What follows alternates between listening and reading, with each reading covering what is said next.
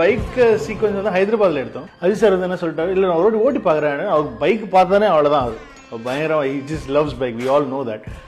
எடுத்துட்டு ரவுண்டு முதல்ல, ஏன்னா அந்த ஃபுல் ஹைவே நாங்கள் பிளாக் பண்ணிட்டோம், ஒரு ஃபுல் ஹைவே பிளாக் பண்ணி அந்த full traffic was created by as.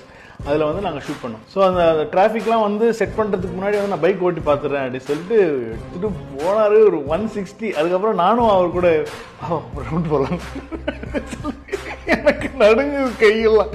ஒரு ஜஸ்ட் ஒரு போனோம், ஒரு ரவுண்டு போனோம், அது கரெக்டாக 160 180 இருக்கான்.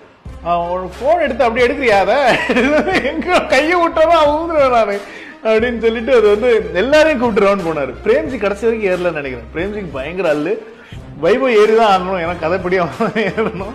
அவரு வைபோல நிறைய கீறிட்டான். அவரு எதுக்குடா கீறேன் அப்படின்னு சொல்லி நிறைய கீறி இருப்பான் வைபோ.